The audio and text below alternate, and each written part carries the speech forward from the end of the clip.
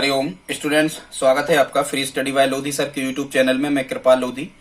दोस्तों, आज हम आपके सामने लेकर के आए हैं मध्य प्रदेश में ऊर्जा, जिसमें आज हम आपको बताने वाले हैं प्रमुख रूप से मध्य प्रदेश के ताप विद्युत केंद्र। और स्टूडेंट्स, यहाँ से यही पूछा जाता है कि कौन सा ताप विद्युत केंद्र कहाँ है, कहाँ से कोयला प्राप्त होता है और जल की आपूर्ति कहाँ से होती है, प्रथम और सबसे बड़ा ताप विद्युत केंद्र कौन सा है। यही प्रश्न यहाँ से आते हैं स्टूडेंट्स। यदि आप हमारे चैनल पर पहली बार विजिट कर रहे हैं तो प्लीज चैनल को सब्सक्राइब कर लें, क्योंकि हम आपको एमपी पुलिस, शिक्षक भर्ती परीक्षा, एसएससी-जीडी की मैथ्स, रीजनिंग और जीके एक साथ आपको निःशुल्क उपलब्ध करवाते हैं। तो आइए देखते हैं मध्य प्रदेश में ऊर्जा और ताप विद्युत केंद्र कौन कहाँ है। स्टूडेंट्स, सबसे पहले तो आपको ये समझना होगा कि मध्य प्रदेश में मुख्यतः कितनी विधियों से ऊर्जा का उत्पादन किया जाता है। तो आपको ध्यान रखना है, मध्य प्रदेश में क्या पूरे भारत में ही 3 विधियों से स्टूडेंट्स यहाँ ऊर्जा का उत्पादन किया जाता है। और जो वो 3 विधियां हैं वो कौन कौन सी हैं। तो सबसे पहले तो ताप विद्युत का उत्पादन मध्य प्रदेश में किया जाता है। और यहाँ स्टूडेंट्स, आप ताप विद्युत से समझना, यहाँ क्या होता है, कोयले को जलाया जाता है और उस कोयले की जो ताप होता है उस पर पानी डाल करके वाष्प बनाई जाती है और उस वाष्प से टरबाइन चलाया जाता है। ठीक है, जैसा कि आपको पता हो कि विद्युत बनने का जो जनक है वो फैराडे है। फैराडे के सिद्धांत से ये विद्युत बनती है। तो ताप विद्युत केंद्रों में क्या होता है, आप समझ गए कि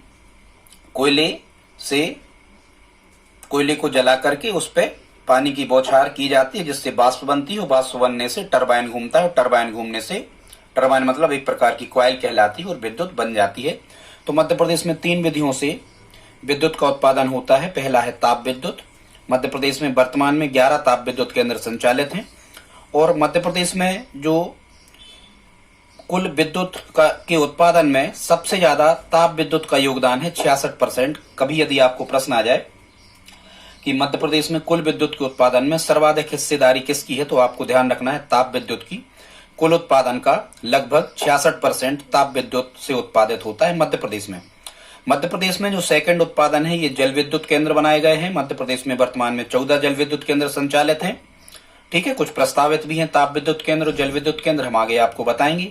आज केवल हम आपको जल विद्युत केंद्र के बारे में बताने वाले हैं। इसके बाद का हमारा जो वीडियो रहेगा उसमें हम जल विद्युत केंद्र, सौर ऊर्जा के प्लांट आदि समस्त प्रकार की ऊर्जा की जानकारी आपको हम उपलब्ध करवाएंगे। तो दोस्तों, जल विद्युत केंद्र का जो उत्पादन है मध्य प्रदेश में, ये कुल ऊर्जा का 30% है। तो ये 30 और 66 96% हो जाता है। बाकी जो 4% बचता है, इसमें गैर पारंपरिक ऊर्जा के स्रोत आ जाते हैं। गैर में 2 शब्द हैं, ये मतलब 2 मात्राएं हैं, गैर, सौर। इसमें सौर ऊर्जा आदि शामिल होती है। तो 4% जो उत्पादन रहता है मध्य प्रदेश में वो गैर ऊर्जा स्रोतों या गैर पारंपरिक ऊर्जा स्रोतों से रहता है। अब हम देख लेते हैं, कभी कभी प्रश्न आपको आता है कि मध्य प्रदेश में सबसे पहले विद्युत का उत्पादन कहाँ हुआ। तो आपको ध्यान रखना है, मध्य प्रदेश में सबसे पहले विद्युत का उत्पादन आजादी के पहले ये निजी जो राजघराने थे बड़े मध्य प्रदेश के, ग्वालियर और इंदौर राजघराना, जैसा कि आपको पता होगा। तो मध्य प्रदेश में सबसे पहले विद्युत का उत्पादन 1905 में ग्वालियर में हुआ। यदि आपसे सेकंड पूछा जाए आजादी के पहले, तो 1906 में इंदौर में हुआ। ठीक है, ये होलकर राजघराना, ये सिंधिया राजघराना, तो इन्हीं ने सबसे पहले विद्युत का उत्पादन किया था। अब हम देख लेते हैं कि मध्य प्रदेश में विद्युत मंडल की स्थापना भी आपसे कभी कभी एग्जाम में पूछी जाती है कि मध्य प्रदेश में विद्युत मंडल की स्थापना कब की गई। तो आपको ध्यान रखना है, मध्य प्रदेश में विद्युत मंडल की स्थापना 1950 में की गई और आजादी के बाद बनने वाला ये भारत का प्रथम विद्युत मंडल था। याद रखना, MPEB, Madhya Pradesh electric board, 1950। ध्यान रखना, ये सन पूछा जाता है। फिर से एक बार दोहरा देते हैं, 1950 में मध्य प्रदेश विद्युत मंडल की स्थापना की गई। ये भारत का प्रथम विद्युत मंडल था। ये भी ध्यान रखना, कभी कभी पूछा जाता है कि भारत का प्रथम विद्युत मंडल क्या था, तो वो मध्य प्रदेश विद्युत मंडल था। इसका जो हेडक्वार्टर या मुख्यालय है, इसका मुख्यालय जबलपुर में है। और बहुत important fact students, Madhya Pradesh विद्युत मंडल का मुख्यालय कहाँ है, तो जबलपुर में है। और इसके भवन को क्या कहते हैं, इसके भवन को शक्ति भवन कहा जाता है। ठीक है, चूंकि विद्युत एक शक्ति है, इसलिए आपको ध्यान रखना है, मध्य प्रदेश विद्युत मंडल के मुख्यालय को शक्ति भवन कहा जाता है। हालांकि कुछ जानकारी हमने जल विद्युत केंद्र के बारे में भी आपको दी है। मध्य प्रदेश में सबसे पहले जल विद्युत केंद्र बनाया गया या जो जल विद्युत ऊर्जा उत्पन्न की गई, ये स्टूडेंट्स गांधी सागर बांध पर 1961 में की गई। ये चंबल नदी पे है, जैसा कि आपको पता है। कभी कभी पूछा जाता है कि मध्य प्रदेश नहीं पूरे भारत में उद्योग धंधों की जननी किसे कहा जाता है, तो स्टूडेंट्स ध्यान रखना, उद्योग धंधों की जननी कोयला को कहा जाता है। जल विद्युत उत्पादन में मध्य प्रदेश का असम के बाद में दूसरा स्थान है। जल विद्युत उत्पादन सबसे ज्यादा असम राज्य करता है और असम के बाद में सेकंड स्थान जल विद्युत के उत्पादन में मध्य प्रदेश का है, क्योंकि मध्य प्रदेश को नदियों का मायका कहते हैं। मध्य प्रदेश में सबसे ज्यादा नदियां निकलती हैं भारत में, इसलिए मध्य प्रदेश को नदियों का मायका कहते हैं। इसीलिए असम के बाद में दूसरा स्थान आता है जल विद्युत उत्पादन में मध्य प्रदेश का। फिर कभी कभी ये पूछा जाता है मध्य प्रदेश विद्युत प्रदाय अधिनियम मध्य प्रदेश में कब लागू हुआ, तो मध्य प्रदेश विद्युत प्रदाय अधिनियम 1948 में लागू हुआ। इसके तहत विद्युत की दरें निर्धारित की जाती हैं तथा उपभोक्ता की शिकायतों का निवारण इस विद्युत प्रदाय अधिनियम के माध्यम से किया जाता है। 1948 में मध्य प्रदेश विद्युत प्रदाय अधिनियम लागू किया गया। फिर हम देख लेते हैं कि कभी कभी प्रश्न आता है, ये आया है हमने प्रश्न में वहीं से उठाए हैं, यहां से कुछ इंपॉर्टेंट फैक्ट। मध्य प्रदेश में जो सबसे ज्यादा, या फिर ऐसा याद रखो कि मध्य प्रदेश में कुल कितनी कंपनियां हैं जो ताप विद्युत का उत्पादन कर रही हैं, तो आपको याद रखना है मध्य प्रदेश में स्टूडेंट्स कुल 6 कंपनियां हैं जो ताप विद्युत का उत्पादन करती हैं। इसमें सबसे बड़ी कंपनी है Madhya Pradesh power generating company. ध्यान रखना, मध्य प्रदेश पावर मतलब जिसके पास में शक्ति है, ऐसा याद रखना, शक्ति है और खुद के जनरेटर हैं, तो वो सबसे ज्यादा उत्पादन कर रही होगी, ऐसे आप याद रख सकते हो। तो क्या उसका नाम Madhya Pradesh power generating company. ये सर्वाधिक उत्पादन करती है, लगभग 4080 मेगावाट विद्युत का उत्पादन करती है। ये मेगावाट में ही इनके उत्पादन को लिया जाता है। 1 मेगावाट में 1000 किलोवाट होते हैं, ठीक है, और 1 किलोवाट में 1000 वाट होते हैं। तो सबसे ज्यादा उत्पादन कौन सी कंपनी कर रही है, Madhya Pradesh power generating company. कुल 6 कंपनियां हैं और ये कंपनी लगभग 4080 मेगावाट का उत्पादन कर रही है, ठीक है स्टूडेंट्स।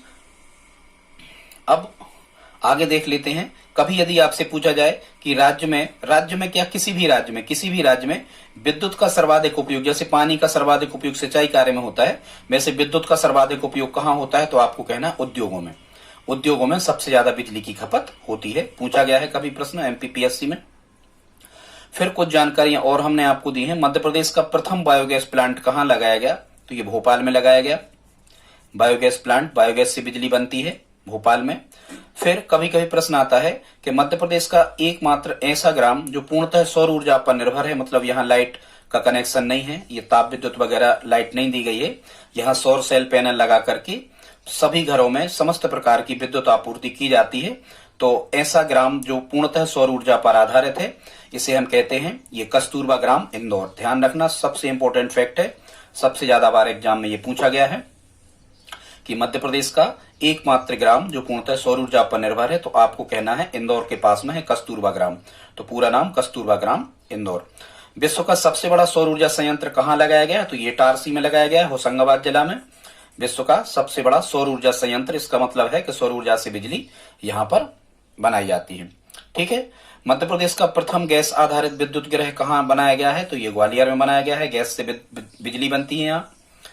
आगे अब हम देख लेते हैं स्टूडेंट्स, कुछ इंपोर्टेंट हमने ताप विद्युत केंद्रों को लिया है और मुख्यतः ताप विद्युत केंद्रों में, जैसा कि हमने आपको शुरू में बताया था कि अपन को 4 चीजें मुख्यतः या 3 चीजें हमें पढ़ना है कि प्रथम कौन सा है सबसे बड़ा ताप विद्युत केंद्र, कौन सा है सबसे ज्यादा ऊर्जा कौन उत्पादित करता है, या फिर ये कहाँ स्थित है और कहाँ से कोयला की आपूर्ति होती है और कहाँ से पानी की आपूर्ति इसको होती है। तो पहला हमने लिया है चांदनी ताप विद्युत केंद्र। कौन सा लिया है, चांदनी ताप विद्युत केंद्र। और ये चांदनी ताप विद्युत केंद्र कहाँ स्टूडेंट्स, ये है बुरहानपुर में, ठीक है, ये बुरहानपुर जिले में है, नेपानगर में है। तो अगली इंपॉर्टेंट फैक्ट यहां पर यह है कि चांदनी ताप विद्युत केंद्र मध्य प्रदेश का प्रथम विद्युत गृह है, प्रथम विद्युत केंद्र है। मतलब यहां पर कोयले से बिजली बनाई जाती है, जिनको थर्मल पावर प्लांट या ताप विद्युत गृह जिनको कहा जाता है। तो ध्यान रखना, मध्य प्रदेश का प्रथम विद्युत गृह क्या है, चांदनी ताप विद्युत गृह है। इस चांदनी को आप, चांदनी शब्द को याद रखो, ठीक है। और चांदनी को ही फर्स्ट आना है, कोई सौंदर्य प्रतियोगिता हो रही है तो ऐसे करके आप जोड़ सकते हो। तो चांदनी मध्य प्रदेश का प्रथम ताप विद्युत गृह है जो बुरहानपुर में है। इसकी स्थापना पूछा जाता है तो इसकी स्थापना हुई थी 1953 में। ठीक है, आजादी के बाद में मध्य प्रदेश में स्थापित होने वाला ये प्रथम विद्युत गृह है। यदि निजी क्षेत्रों को जैसे ग्वालियर और इंदौर घरानों को छोड़ दिया जाए तो 1953 में इसकी स्थापना हुई थी। अब यहां से प्रश्न आता है कि इसमें कोयला की प्राप्ति कहां से होती है। तो आपको ध्यान रखना है इस विद्युत गृह को ऊर्जा या कोयला की प्राप्ति होती है तवा कोयला क्षेत्र से। कहां से? तवा कोयला क्षेत्र से। अब देखो चांद भी कैसा होता है, चांद भी गोल होता है, और तवा भी कैसा होता है, तो तवा भी गोल होता है। तो गोल से गोल मिला लो। चांदनी ताप विद्युत केंद्र को कोयले की प्राप्ति या ऊर्जा की प्राप्ति तवा कोयला क्षेत्र से होती होगी। और देखो जब आप तवा पे कोई चीज रखते हो तो वो सूख जाती है, तो आपको ध्यान रखना है इसको पानी की प्राप्ति होती है सूखता और अवाना नदियों से। और ये सूखता और अवाना जो नदियां हैं ये नर्मदा नदी की सहायक नदियां हैं। ठीक है, वैसे ही जब आप तवा पे कोई चीज रखते हो तो वो सूख जाती है, और अवा जैसी, अवा मतलब ताप बढ़ जाता है, अवा कहते हैं ना, अवा खपरा या अपन ईंट का अवा लगाते हैं तो अवा बिल्कुल तवा जैसा तपता है। तो ऐसे आप याद रख सकते हो सूखता हुआ अवाना नदियों से जल की प्राप्ति की जाती है और तवा कोयला क्षेत्र से कोयला की प्राप्ति होती है। ठीक है, फिर कभी कभी प्रश्न आता है कि चांदनी ताप विद्युत केंद्र जो लगाया गया है ये मुख्यतः किसको ऊर्जा देता है, या यहाँ पर जो बिजली बनती है ये किसे दे दी जाती है, किसको विद्युत की आपूर्ति करने के लिए ये चांदनी ताप विद्युत केंद्र लगाया गया था। तो आपको ध्यान रखना है नेपानगर कागज मिल जो है वहीं पर है, नेपानगर में, बुरहानपुर जिले में नेपानगर कागज मिल है। ठीक है, अखबारी कागज मिल का यहाँ कारखाना है। तो इस पेपर मिल को, नेपानगर कागज मिल को ऊर्जा की आपूर्ति यहीं से होती है चांदनी ताप विद्युत केंद्र से। प्रारंभ में इसकी क्षमता 17 मेगावाट थी, वर्तमान में इसकी क्षमता कितनी है? 177 मेगावाट है। फिर ये और नेपानगर कागज मिल को तो ये ऊर्जा देता ही है। और ऐसा याद रखना यहाँ नेपान लिखा है मतलब चांदनी पान खाएगी। ध्यान रखना, चांदनी क्या खाएगी? पान खाएगी। तो चांदनी पान खाएगी तो नेपानगर चांदनी से आपको जोड़ देना है। 4 जिलों को ऊर्जा की आपूर्ति होती है, एक तो बुरहानपुर, खंडवा, खरगोन और बड़वानी। ठीक है, खंडवा, खरगोन और बड़वानी, इन 4 जिलों को चांदनी ताप विद्युत केंद्र से ऊर्जा की आपूर्ति होती है। स्टूडेंट्स दूसरा देख लेते हैं। दूसरा जो ताप विद्युत केंद्र है इसका नाम है विंध्याचल बृहद ताप विद्युत केंद्र। चूंकि विंध्याचल की हालांकि स्पेलिंग भी बड़ी है तो और इसके साथ में बृहद भी लगा है। और ऐसे आप ध्यान रखना कि विंध्याचल क्या है, तो विंध्याचल एक पर्वत है, तो पर्वत वास्तव में बड़ा होता ही है, पर्वत बहुत बड़ा होता है। तो ऐसा आपको याद रखना कि जो विंध्याचल बृहद ताप विद्युत गृह है ये देश का सबसे बड़ा ताप विद्युत केंद्र है। मध्य प्रदेश का तो होगा ही यदि देश का सबसे बड़ा ताप विद्युत केंद्र है। तो ऐसे आपको याद रखना है कि विंध्याचल बृहद ताप विद्युत गृह जो है ये देश का सबसे बड़ा ताप विद्युत केंद्र है। और ये कहाँ स्थित है? ये स्थित है स्टूडेंट्स सिंगरौली में। कहाँ स्थित है? सिंगरौली में, सिंगरौली जिले में, बेड़न तहसील। ठीक है, बेड़न तहसील सिंगरौली जिले में विंध्याचल ताप विद्युत केंद्र स्थापित किया गया है। वैसे ही बेड़न सिंगरौली में है। कोई सींग यदि मार देता है किसी को कोई जानवर तो अपन कहते ये तो यार बिल्कुल बैरी हो गया हमें, तो ऐसे बेड़न सिंगरौली में है। ठीक है, और यहां लिखा है विंध्याचल मतलब एक पर्वत है। तो कई लोगों के सींग होते ना पर्वतों जैसे ऊंचे, ऐसे आप याद रख लेना। फिर हम देखते हैं इसे किस देश की सहायता से पूरा किया गया, तो बहुत इंपॉर्टेंट फैक्ट है, इसे रूस की सहायता से पूरा किया गया था। वित्तीय सहायता रूस से प्राप्त हुई थी। विंध्याचल बृहद ताप विद्युत गृह को किसकी सहायता से पूरा किया गया था? रूस। ठीक है, वैसा ही सींग कहाँ होते? सींग होते हैं कहाँ? सिर पे, और सिर पे ही होते हैं बाल, और बालों में रूसी आ जाती है। ऐसे आप जोड़ लेना कि सिंगरौली वाला जो है विंध्याचल ताप विद्युत गृह ये रूस की सहायता से पूरा किया गया था।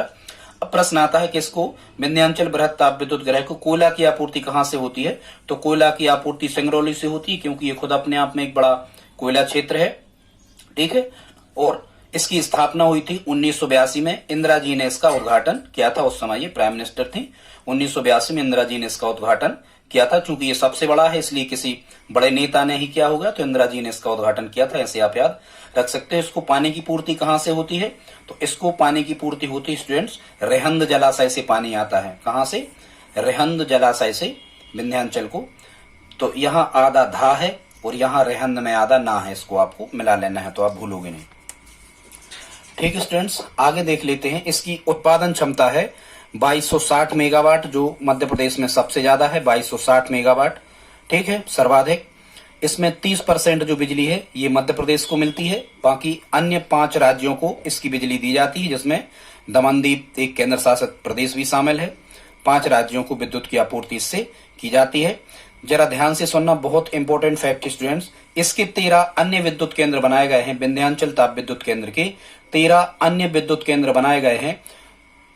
सबसे ज्यादा 13 विद्युत केंद्र बनाए जाने के कारण या सबसे ज्यादा मेगावाट में विद्युत उत्पन्न करने के कारण इसे मध्य प्रदेश की ऊर्जा राजधानी कहा जाता है। एमपीपीएससी 2016 में ये पूछा गया है कि बेड़न या सिंगरौली को मध्य प्रदेश की ऊर्जा राजधानी क्यों कहते हैं? तो सिंगरौली को मध्य प्रदेश की ऊर्जा राजधानी इसलिए कहते हैं क्योंकि यहाँ सबसे ज्यादा ऊर्जा उत्पन्न होती है, सबसे ज्यादा विद्युत ऊर्जा उत्पन्न होती है। 13 विद्युत केंद्र बनाए गए हैं, यहाँ 13 प्लांट लगाए गए हैं। ठीक स्टूडेंट्स, और ये NTPC national thermal power corporation द्वारा ये संचालित है। अगला हम देख लेते हैं, तीसरा जो है इसका नाम है अमरकंटक ताप विद्युत गृह। और जैसा कि आपको पता है अमरकंटक ताप विद्युत गृह, अमरकंटक कहाँ है? अनूपपुर जिले में है। तो ये हालांकि 2 इकाई इसकी लगाई गई हैं, अनूपपुर में और उमरिया में। ठीक है, अब कोई ऐसा याद रखना कि भाई अनूप कह रहा कि यार हम तो अमर हो जाएंगे, अमर होने के लिए आए, पर कोई अमर नहीं होता, ऐसे आप याद रखना। ठीक है, और यहाँ भी यहाँ लिखा है मर लिखा है, यहाँ लिखा है मरिया, एक ही बात है, इसको आप जोड़ लेना, 2 जगह पे है। अब अमरकंटक ताप विद्युत गृह को कोयला की आपूर्ति कहाँ से की जाती है? तो ये सुहागपुर कोयला क्षेत्र से स्टूडेंट्स की आपूर्ति की जाती है। देखो, महिलाएं अपने यहाँ की उपवास रखती हैं, कुछ पूजा पाठ करती हैं कि हमारा जो सुहाग है वो अमर हो जाए। ठीक है, रखती हैं, ऐसे आप जोड़ सकते हो कि अमरकंटक ताप विद्युत गृह के लिए कोयला की आपूर्ति सुहागपुर कोयला क्षेत्र से की जाती है। स्टूडेंट्स, ये सुहागपुर शहडोल के अंतर्गत आता है और मध्य प्रदेश का सबसे बड़ा कोयला क्षेत्र है सुहागपुर कोयला क्षेत्र। ठीक है, फिर हम देखते हैं कि इसके लिए अमरकंटक ताप विद्युत गृह के लिए जो पानी की आपूर्ति है वो कहां से की जाती है? पानी की आपूर्ति, तो पानी की आपूर्ति की जाती है वहीं से सोन नदी निकलती है, हालांकि जोहिला भी निकलती है, पर सोन नदी पर चचाई बांध से 2 बांध बनाए गए हैं, सोन नदी पे अमलाई और चचाई। ठीक है, तो ऐसा याद रखना कि जो चाची हैं, चाची वो उनके सुहाग चाचा जो हैं वो अमर हो जाएं। ठीक है, चाचा अमर हो जाएं तो वो उपवास रखती हूँ, मलाई वगैरह खाती रहती हैं, ऐसे करके उपवास के दौरान, ऐसे आप याद रख सकते हो। ठीक है, और ये जो अमरकंटक ताप विद्युत गृह है ये मध्य प्रदेश और गुजरात की संयुक्त परियोजना है, मतलब मध्य प्रदेश और गुजरात के लिए यहाँ से बिजली की प्राप्ति होती है। ठीक है, वैसे ही जो लोग तपस्या वगैरह करते हैं वो गुजरते नहीं हैं, वो अमर हो जाते हैं, ऐसे आप इसको गुजरात को आप जोड़ सकते हो। ठीक है, एक चीज और इम्पोर्टेंट है, बघेलखंड, मध्य प्रदेश का जो बघेलखंड है और रीवा सतना वाला हिस्सा, रीवा सतना सीधी वाला हिस्सा, इसको बघेलखंड कहते हैं। ठीक, तो बघेलखंड और बुंदेलखंड दोनों क्षेत्रों को बिजली की आपूर्ति अमरकंटक ताप विद्युत गृह से की जाती है, कभी प्रश्न पूछा गया है।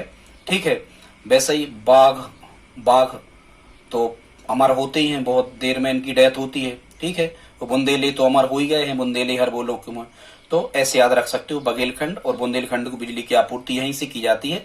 और अमरकंटक में अनूपपुर और उमरिया दोनों को मिलाकर के 500 मेगावाट की बिजली उत्पन्न की जाती है। स्टूडेंट्स, अगला हम देख लेते हैं। तो यदि आपको यहाँ से ज्यादा चीजें याद नहीं हो रही तो केवल इतना जरूर याद कर लेना कि कौन सा ताप विद्युत गृह कहाँ पर है। अगला हम देख लेते हैं, 4 नंबर का है, इसका नाम है सतपुड़ा ताप विद्युत गृह। और ये सतपुड़ा ताप विद्युत गृह है सारणी बैतूल में। कहाँ है? सारणी बैतूल में है। ठीक है, किसी ने कोई लोग कहते यार सत्य बताएं, सत्य से समझना, सत्य सत्य बताएं। जो सार है वो पुड़ा में है, काहे में है? सार काय में है? पुड़ा में है। गुटखा पाउच वगैरह खाते तो वो तो यही समझते कि जो सार है जीवन का वो काय में है, पुड़ा में है, ठीक है, इसीलिए उनके जीवन में फिर तूल बन जाती है, उनको रोक दो घेरने लगते हैं, ऐसे आप याद रखना, ठीक है। और ये सतपुड़ा ताप विद्युत ग्रह जो है ये कहाँ है, तो स्टूडेंट्स ये सारणी बैतूल में है। जब भी आप याद करें तो देखो यहां से सा से याद कर लेना, सारणी में सा है और सतपुड़ा में सा है, तो सा से याद कर लेना, ठीक है। वो जो सासें होती हैं वो तो तूल बनाती ही रहती हैं कुछ ना कुछ, हाँ, तो ऐसे याद रखना। सतपुड़ा ताप विद्युत ग्रह सारणी बैतूल में है और किसके सहयोग से बना, ये संसार में जो जब भी तूल बनाता है तो अमेरिका ही बनाता है, क्योंकि ये सबसे ज्यादा पावरफुल कंट्री है वर्ल्ड की, तो अमेरिका की वित्तीय सहयोग से इसकी स्थापना हुई थी। बहुत इंपॉर्टेंट फैक्ट स्टूडेंट्स, ये पूछा जाता है कि रूस के सहयोग से कौन बना और सतपुड़ा के सहयोग से, अमेरिका के सहयोग से कौन सा ताप विद्युत ग्रह बना, तो अमेरिका के सहयोग से सतपुड़ा ताप विद्युत ग्रह बना। इसके लिए कोयला की आपूर्ति कहां से होती है, तो कोयला की आपूर्ति होती है पाथाखेड़ा खदान से। कहां से, पाथाखेड़ा खदान से। और तवा नदी पर बांध बनाया गया है, तो यहां से सतपुड़ा ताप विद्युत ग्रह को पानी की पूर्ति होती है। वैसे ही अपन जो पुड़ा वगैरह होते हैं वो तवा पे डाल देते हैं तो जलने लगते हैं, ऐसे करके भी आप इसे याद रख सकते हो, ठीक है। और यहाँ है पुड़ा और यहाँ है खेड़ा, तो लाड़ा है, यहाँ खेड़ा में भी ला है और पुड़ा में भी ला है, ऐसे आप याद कर लेना इसको। और इसमें सतपुड़ा ताप विद्युत ग्रह में मध्य प्रदेश और राजस्थान की साझेदारी है। मध्य प्रदेश 3 हिस्सा और राजस्थान 2 हिस्सा बिजली इसकी ले लेता है, ठीक है। अब अगला हम देख लेते हैं 5 नंबर पे स्टूडेंट्स, यहाँ पर है संजय गांधी ताप विद्युत केंद्र। और ये संजय गांधी ताप विद्युत केंद्र कहाँ है, उमरिया जिला बीरसिंहपुर में। वैसे ही आपको पता है कि संजय गांधी जी की डेथ कम उम्र में हो गई थी, तो यहाँ से याद रखना उमरिया। और वो हेलीकॉप्टर वगैरह उड़ाने के, यान वगैरह उड़ाने के शौकीन थे, तो वो एक प्रकार से वीर पुरुष थे, ऐसे याद रख सकते हो। संजय गांधी ताप विद्युत केंद्र उमरिया जिला बीरसिंहपुर में है। कोयला कहाँ से आता है, कोयला आता है जोहिला क्षेत्र से, ठीक है। और पानी कहाँ से आता है, नर्मदा और जोहिला से। कहां से आता है, नर्मदा और जोहिला क्षेत्र से संजय गांधी ताप विद्युत ग्रह को पानी की पूर्ति होती है। कैसे आप याद रखोगे, ठीक है। जैसा कि आपने देखा होगा महाभारत में भी थे एक संजय, थे महाभारत में भी थे संजय, वो धृतराष्ट्र को हिला हिला कर पूरी जानकारी देते थे कि भाई अब ऐसा हो गया, अब वैसा हो गया, ठीक है। और वो कहते थे संजय, महाभारत के जो संजय थे वो कहते थे धृतराष्ट्र से कि भाई अब तो आप नर्मदा परिक्रमा की तरफ निकल जाओ, ठीक है, हिला हिला के उनको पकड़ के ऐसा कहते थे, ऐसे आप याद रख लेना। जोहिला पर जल विद्युत संयंत्र भी है, जल विद्युत संयंत्र हम आपको बाद में बताएंगे स्टूडेंट्स। तो ज्यादा यदि आपको याद नहीं होता है तो इतना जरूर कर लें कि कौन सा विद्युत ग्रह कहां पर है। अगला हम देख लेते हैं। अगला केवल यहां से इतना ही पूछा जाता है खास खास, पेंच ताप विद्युत ग्रह कहाँ है, तो पेंच ताप विद्युत ग्रह कहाँ है स्टूडेंट्स, ये छिंदवाड़ा में है, ठीक है। वैसे ही कोई छेड़ाछाड़ी कर लेता है तो वही बड़ा ही पेंच बन जाता है, ऐसे आप याद रख सकते हो इसको। इसके बाद में चलते हैं, अगला है बीना, 7वां बीना ताप विद्युत ग्रह। तो ये बीना ताप विद्युत ग्रह ये सागर जिले में है, बीना तहसील में है और बीना नदी पर ही इसे बनाया गया है। विंध्य क्षेत्र से कोयला की आपूर्ति इसको होती है, लगभग 1000 मेगावाट बिजली यहाँ पर बनाई जाती है, ठीक है स्टूडेंट्स। अगला हम देख लेते हैं जबलपुर ताप विद्युत केंद्र। तो ये जबलपुर ताप विद्युत केंद्र ये जबलपुर में ही है और ये सबसे छोटा ताप विद्युत केंद्र है, ध्यान से सुनना, क्योंकि यहाँ केवल 15 मेगावाट बिजली उत्पन्न की जाती है। जबलपुर, ठीक है, नाम स्पेलिंग तो बड़ी है पर जबलपुर सबसे छोटा ताप विद्युत केंद्र है मध्य प्रदेश का, केवल 15 मेगावाट बिजली उत्पन्न की जाती है। कोयला भी या इसे जबलपुर से प्राप्त हो जाता है और जैसा कि आपको पता है जबलपुर नर्मदा नदी के तट पे बसा है, तो पानी की आपूर्ति नर्मदा से हो जाती है। केवल यही एकमात्र जो प्लांट है ये मध्य प्रदेश विद्युत मंडल का है, ठीक है। कौन सा, जबलपुर, सबसे छोटा वाला। फिर हम देख लेते हैं बांधवगढ़ व मांडू ताप विद्युत केंद्र। तो ये बांधवगढ़ और मांडू ताप विद्युत केंद्र ये मांडू में ही है, धार जिले में। और यहां से प्रश्न आता है कि ये मध्य प्रदेश और गुजरात की संयुक्त परियोजना कौन सी है, तो ये दोनों हैं बांधव और मांडू, ठीक है, बांधव और मांडू। वैसे ही रात में ही किसी को बांध करके ले जाते हैं ना जो विलन लोग होते हैं, ऐसे करके आप इसको याद रख सकते हो, ठीक है। फिर हम देख लेते हैं अगला मालवा ताप विद्युत ग्रह। मालवा ताप विद्युत ग्रह तो ये है खंडवा ग्राम 2 गलिया। स्टूडेंट्स ज्यादा कुछ याद नहीं हो तो इतना जरूर आपको याद हो जाए कि कौन सा ताप विद्युत ग्रह कहाँ है, बस ये इंपॉर्टेंट है। तो मालवा ताप विद्युत ग्रह कहाँ है, खंडवा ग्राम 2 गलिया में। वैसे ही जो 2 गलिया मतलब 2 गले टाइप के जो लोग होते हैं वो मालदार होते हैं, खैर ऐसा जरूरी नहीं है, पर हाँ, हम याद रखने के लिए ऐसा कह सकते हैं। और वो माल कहाँ रखते हैं, मुख्यतः माल रखना है डबा में। माल कहाँ रखते हैं, डबा में। सोना चांदी जितना उनके पास होता है वो डबा में रखते हैं, तो माल रखना है डबा में। इसलिए मालवा ताप विद्युत केंद्र कहाँ हो गया, खंडवा, ग्राम दोगलिया। इसके बाद में हम देख लेते हैं संत सिंगाजी ताप विद्युत केंद्र। संत सिंगाजी ताप विद्युत केंद्र, तो ये कहाँ है, ये भी खंडवा में है। सतपुड़ा से कोयला की पूर्ति होती है, ठीक है। खंडवा, खरगोन वगैरह सतपुड़ा के जंगलों के अंतर्गत आता ही है। वो खंडवा खुद नर्मदा नदी के किनारे बसा है, तो जो शहर नर्मदा नदी के किनारे बसे उनके लिए पानी की आपूर्ति नर्मदा नदी से ही हो रही होगी। जरा ध्यान से सुनना, संत, ये यहाँ एक शब्द लिखा है संत, ठीक है। और एक जगह यहाँ, अगला हम आपको बता रहे हैं, एक जगह ये मध्य प्रदेश के प्रस्तावित ताप विद्युत केंद्र है। एक प्रस्तावित ताप विद्युत केंद्र दादा धूनी वाले। कौन सा, दादा धूनी वाले। तो देखो दादा धूनी वाले ये भी संत हो गए, और संत सिंगाजी ये भी संत हो गए। तो संत लोग होते हैं वो अपने साथ में डबा लिए रहते हैं। क्या लिए रहते हैं, डबा। तो दादा धूनी वाले थर्मल पावर प्रोजेक्ट ये है गोराडिया गांव, खंडवा, ये भी खंडवा में है, ठीक है। और संत सिंगाजी ताप विद्युत गृह भी कहाँ है, खंडवा में। सीधी बात, संतों के पास में डबा होगा, तो दादा धूनी वाले ये भी संत हैं, इनके पास डबा होगा, संत सिंगाजी के पास में डबा होगा। अब हम तो खंडवा हो जाएगा, ठीक है। अब मध्य प्रदेश में प्रस्तावित कुछ ताप विद्युत स्थल हैं। एक है बाणसागर ताप विद्युत परियोजना। ये बाणसागर विद्युत परियोजना, ये टिकुरा टोला शहडोल में है। वैसे ही जब बाण चलते हैं तो वो डोलते हुए, या जो बाण चलाते हैं वो यहाँ वहां डोलते ही रहते हैं जंगलों में, ऐसे याद रख सकते हो। फिर है चंदिया ताप विद्युत परियोजना, ये कटनी में है, ठीक है। कुछ लोग की बालों की कटिंग कुछ ज्यादा ही हो जाती है तो चांद निकल आती है, ऐसे करके याद रख सकते हो। चंदिया ताप विद्युत परियोजना कहाँ है, कटनी में है। फिर एक लगाया जा रहा है गाडरवारा सुपर ताप विद्युत परियोजना। ये गाडरवारा जिला नरसिंहपुर में लगाई जा रही है, ये अभी स्टार्ट होना है, बन रहा है। फिर है सुपर ताप विद्युत परियोजना, ये छतरपुर जिले में लगाई जा रही है, और स्थान का नाम है बरेठी। स्थान का नाम है बरेठी, छतरपुर जिला बरेठी। तो ये प्रस्तावित थी, ये यहाँ से भी आपसे प्रश्न पूछे जा सकते हैं स्टूडेंट्स। यदि आपको कुछ भी याद नहीं हो तो एक चीज जरूर ध्यान रखना, इसमें आप केवल इतना कर लेना कि कौन सा ताप विद्युत केंद्र कहाँ है, प्रथम कौन सा है, सबसे बड़ा कौन सा है, सबसे छोटा कौन सा है, ठीक है। इतना जरूर आप याद कर लेना।